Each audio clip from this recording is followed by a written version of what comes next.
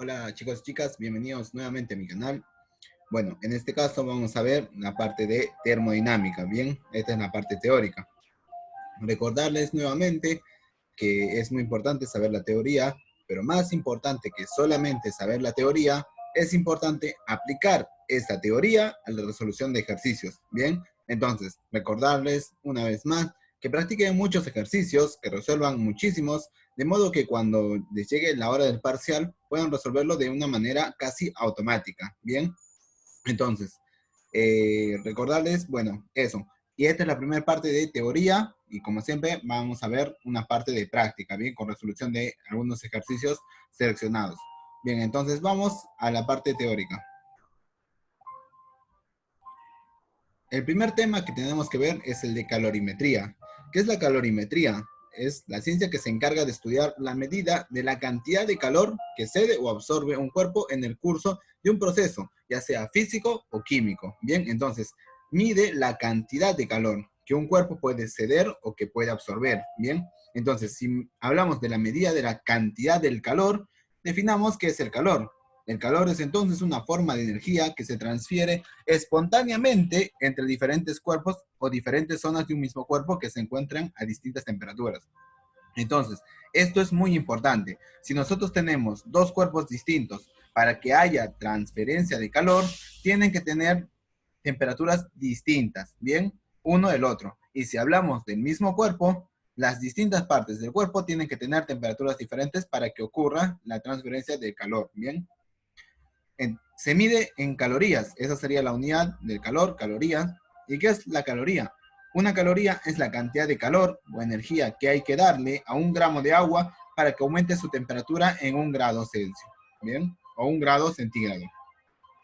Bien, entonces, hablaremos ahora del calor específico. ¿Qué es el calor específico? Es la energía necesaria para elevar en 1 grado centígrado la temperatura de 1 gramo de materia. Es un parámetro que depende del material, es decir, cada sustancia tiene su propio calor específico. Bien, entonces, si recuerdan, hace un momento dije que la caloría era la cantidad de calor que se necesita dar a 1 gramo de agua. Bien, en el caso del calor específico, habla de un poco ya un tema más general, habla de 1 gramo de materia, o sea, distintos materiales. Bien, para lo cual les puse aquí abajo un cuadrito con diferentes materiales. Aluminio, cobre, oro, hierro, plomo, plata, vidrio, y cada uno de ellos tiene un distinto calor específico, ¿bien? No tienen que saber esta tabla, ni mucho menos. La que sí podrían recordar es la del agua, ¿bien? Esa es la que tendría que recordar. En el caso de la resolución de ejercicios, este dato, el calor específico, es un dato que deberían brindarnos. O en el caso de hallarlo, vamos a tener los otros datos para poder hacer el cálculo del calor específico, ¿bien? Entonces, tenemos tipos de calor. Dentro de ellos vamos a ver dos tipos. Uno que se llama calor sensible y el otro calor latente, ¿bien? El calor sensible nos dice que hay un cambio de temperatura y el calor latente nos dice que la temperatura se mantiene constante, es decir, no va a cambiar.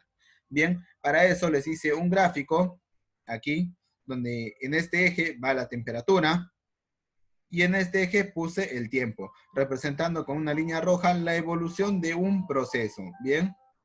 Este sería el proceso a lo largo del tiempo. Bien, entonces, recuerden que por encima del cero está la parte positiva y por debajo del cero la parte negativa. Bien, entonces vamos a poner como ejemplo que nosotros tenemos un trozo de hielo que se encuentra a una temperatura negativa. Bien, si nosotros le damos calor a ese trozo de hielo, lo que pasa es que aumenta su temperatura hasta llegar a 0 grados. Bien, de una temperatura negativa llega a 0 grados. Una vez que ya llegó a esa temperatura, si yo le sigo dando calor, el hielo se va a convertir, se va a transformar a líquido. Entonces, en esta parte se transforma a líquido hasta que todo el hielo se convirtió en líquido. Si nosotros continuamos dándole calor, el agua, ahora líquida, va a comenzar a aumentar su temperatura hasta los 100 grados. Bien, ¿por qué hasta los 100 grados? Porque si recuerdan, a los 100 grados el agua comienza a hervir. Bien, y si nosotros aún así continuamos dándole más calor, en este punto también se va a transformar y va a pasar de un estado líquido a un estado gaseoso. Bien, hasta que todo el líquido se convierta. Y si nosotros continuamos todavía dándole mucho más calor, el gas va a aumentar su temperatura. Bien, entonces, como vimos, estos distintos procesos vamos a definirlo. Puse como letra A esta evolución, que sería esta parte, B a la evolución, que sería esta parte, C a esta y así sucesivamente. Bien, entonces, veamos. A, como vemos que hay un cambio de temperatura, que pasó de una temperatura negativa a 0, hay un cambio de temperatura, esta parte tiene calor sensible. Bien, esta parte, B, como no hay un cambio de temperatura, se mantiene a 0, es lo que llamamos calor latente. Aquí hay cambio de temperatura, sensible, no hay cambio de temperatura, latente, cambio de temperatura, sensible. Bien, entonces esas serían las evoluciones. Y tenemos una formulita para poder hallar entonces el calor sensible, que es calor igual a la masa por el calor específico por el delta de temperatura, la variación de temperatura. Bien, y el calor latente, que va a ser el calor igual a la masa por el calor latente. Bien. Uno de los temas que tenemos que hablar a continuación es el del recipiente adiabático. ¿Qué es un recipiente adiabático? Es aquel recipiente que no permite el intercambio de calor. No sale calor del recipiente ni tampoco puede pasar calor hacia dentro del recipiente. Bien. Uno de los ejemplos que tendríamos en la vida real es la de un termo. Bien. En sí no es un recipiente adiabático propiamente dicho, pero nos funciona como si lo fuera, ¿bien? Porque si nosotros recordamos, el termo de algún modo pierde la temperatura, ¿bien? Entonces, un recipiente adiabático sería un recipiente ideal que no pierde nada de calor, ¿bien? Entonces, en los recipientes adiabáticos se cumple que la sumatoria de calores nos va a dar igual a 0. ¿Y dónde aplicamos eso? Lo aplicamos aquí, en este gráfico que puse aquí. En este caso tenemos en este eje las temperaturas y en este eje las calorías, la cantidad de calor que se le da. Bien, entonces tenemos dos procesos distintos, uno en rojo y el otro en celeste. Bien, entonces vamos a poner como ejemplo que nosotros tenemos agua o hielo, si quieren, a 0 grados y si nosotros le damos un calor, se convierte a líquido y si le seguimos dando calor, aumenta la temperatura. Bien. ¿Y quién le va a dar ese calor? En este caso, otro componente que venía desde una temperatura mayor le va a ceder el calor. Bien. Y estos dos se van a encontrar en un punto en el que van a estar a la misma temperatura y a ese punto lo vamos a llamar de equilibrio térmico. Bien. Entonces, ¿cuáles son los calores? ¿Cuál es la sumatoria de calores? Vamos a decir el calor de A más el calor de B más el calor de C es igual a 0. Bien.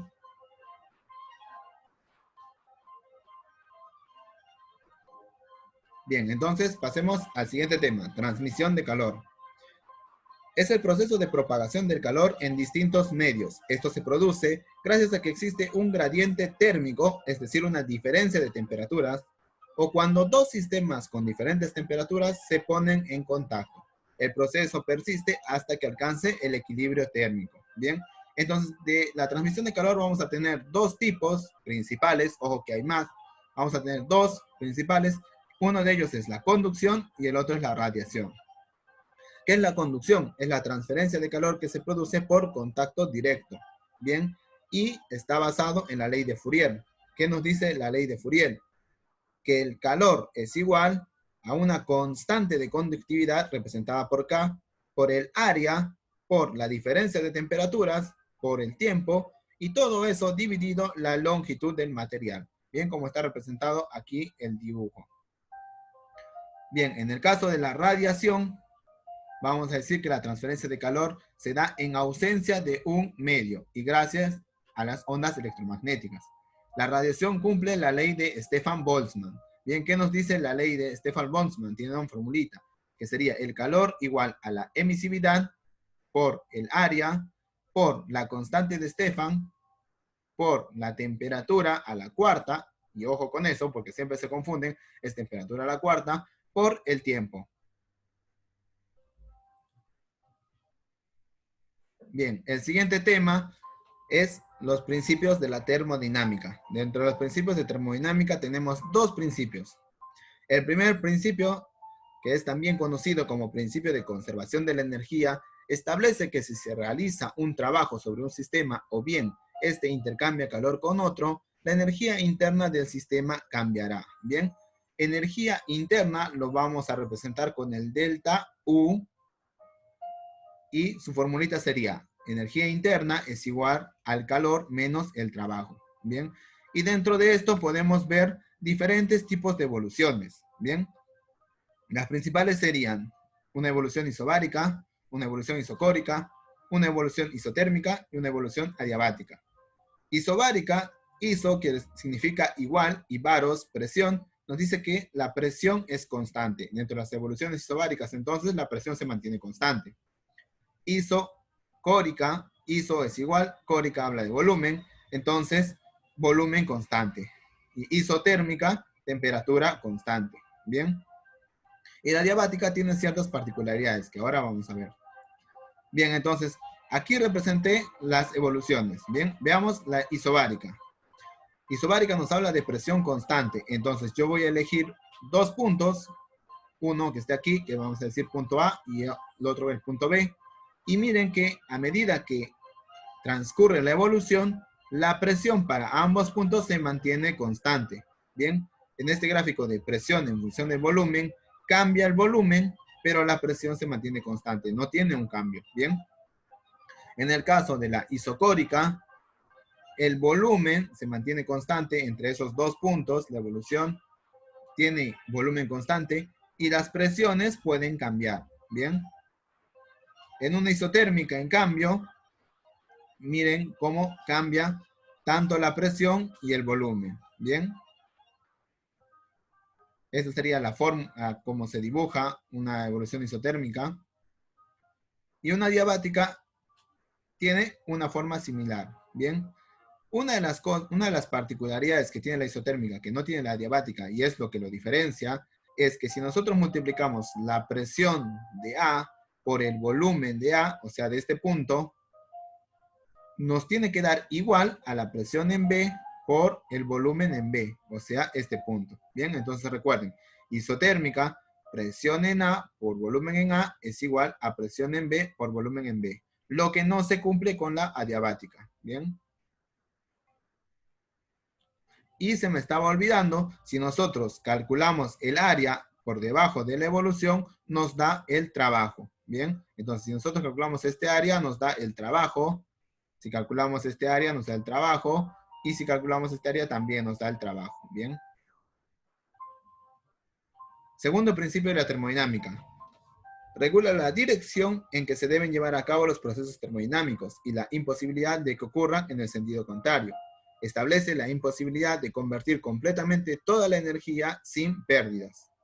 Permite definir entonces la entropía, que lo vamos a escribir con delta S. Para un sistema aislado que siempre debe ser mayor o igual a cero. Bien. Si un cuerpo que tiene temperaturas constantes recibe o cede calor, la fórmula para poder calcular su entropía es igual a calor dividido la temperatura. Bien. Las evoluciones son las mismas que ya vimos en el primer principio: isobárica, isocórica, isotérmica y adiabática. Bien, presión constante, volumen constante y temperatura constante. Es lo mismo, los gráficos son totalmente similares. Lo único que va a cambiar es la fórmula para poder hallar los procesos. Bien.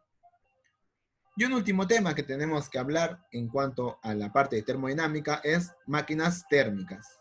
¿Qué son las máquinas térmicas? Son aquellas máquinas que trabajan en ciclos y están en medio de dos fuentes a distintas temperaturas. Bien, representado en este dibujo entonces, esta sería la máquina térmica y esta se encuentra entre dos fuentes. Una fuente que yo la llamé caliente y una frío, simplemente porque esta tiene mayor temperatura que esta. Bien, entonces son dos fuentes que tienen distintas temperaturas.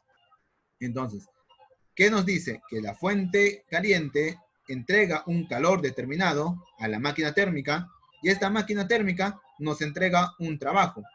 Pero siempre hay una parte de calor que se pierde y que se envía hacia la fuente fría. Bien, entonces, se cumple que el calor 1 es igual al calor 2 más el trabajo. Bien. Y una de las cosas que teníamos que hallar entonces en cuanto a máquinas térmicas es el rendimiento, bien, que se escribe con la letra N. El rendimiento vamos a tener de dos tipos, rendimiento ideal y un rendimiento real. El rendimiento ideal se calcula entonces como N igual a 1 menos la temperatura de la fuente fría dividida la temperatura de la fuente caliente. ¿Bien? Y el rendimiento real se calcula como N igual a 1 menos el calor 2, este calor, que es el calor perdido, dividido el calor 1, que es el calor que cede la fuente caliente. ¿Bien? Y una de las cosas que siempre se tiene que cumplir es que el rendimiento real siempre debe ser menor que el ideal. ¿Bien? Eso siempre se tiene que cumplir. Bueno, espero que les haya servido. Esto es todo sobre la parte de termodinámica. Espero que les haya servido mucho esta introducción. Y bueno, ya estaremos haciendo los ejercicios próximamente.